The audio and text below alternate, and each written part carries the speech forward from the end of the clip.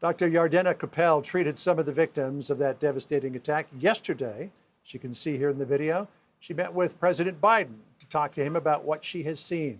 Jordanna is a native New Yorker who moved to Israel and now works as a senior pediatrician at the Sheba Medical Center's Safra Children's Hospital. Dr. Koppel, it's good to talk to you. As we pointed out, you had a chance to speak with the president yesterday. What did you want him to know?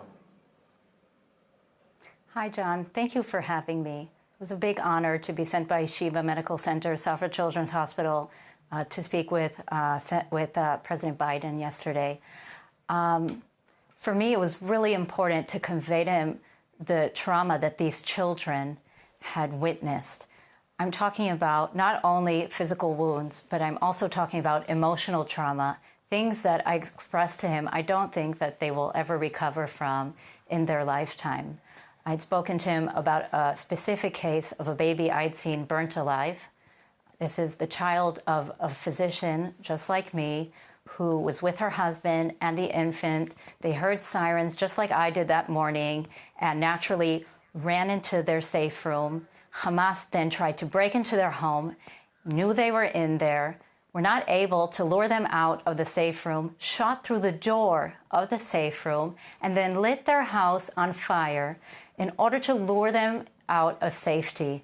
The family at some point, after about 6 hours of being in a room closed with smoke inhalation, was able to escape through the inferno and hide under a tractor that they owned, jumped out of a window, things you can't even fathom, waited there for 9 hours until a helicopter came, brought them to me.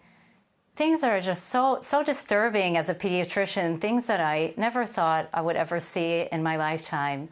Able to meet the mother and the baby. The baby currently is extubated, has 30% burns. The mother, 60. She's still intubated. She has very severe respiratory disease. She's stable, but still in a situation where she's not going to be extubated anytime soon. You know, doctor, I talked to the brother of that woman the other day at Sheba Medical Center. He described the burns as over their legs, over their arms, but they had no burns on their chest because she and her husband were holding each other with the baby in between, trying to protect him. When you spoke to the president, you recounted to him getting a call that Saturday morning, October the 7th, to prepare for a mass casualty event, but that none of your training, nothing that you had ever been through, could have prepared you for what was about to happen. Tell me about that call. A little bit about the morning. I woken up at 6:30 a.m., rushed my 3 children into the safe room. I was on call that morning from home. I called my resident, and unfortunately, this is not the first call in the last couple of days, asking her, are the patients mobile? Are they stable? What are their ages? Can they be rushed into the safe room? Not really knowing what the situation is. And then getting urgent text messages from the hospital that there was going to be a mass casualty.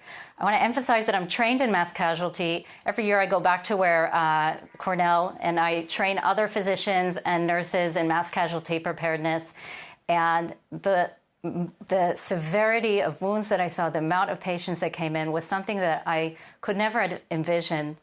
Something about the Israeli people were that on the way there, I saw tens and tens of people waiting in the lobby, and I didn't know what they were waiting for.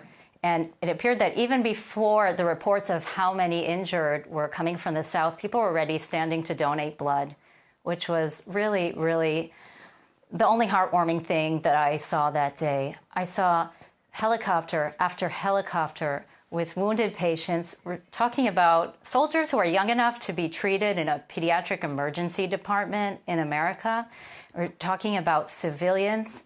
And I met a number of children that day with horrific stories. I met teenagers who were limping because they were lying under dead bodies for 6 hours until somebody could get to them in order to avoid being discovered by the Hamas militants. I saw 2 children, a pair of siblings who had hid under their bed in a room full of smoke. And I asked him, how are you doing? And he said, not so well. There were terrorists in my house. They were walking around. They were stealing things. They burned my house down. And a 12-year-old.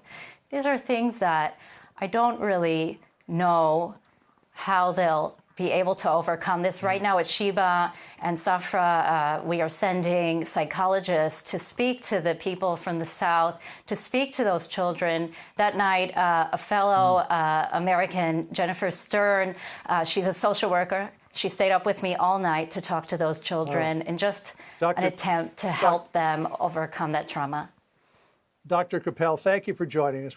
Hey everyone, I'm Emily Campagno. Catch me and my co-hosts Harris Faulkner and Kaylee McEnany on Outnumbered every weekday at 12 p.m. Eastern, or set your DVR. Also, don't forget to subscribe to the Fox News YouTube page for daily highlights.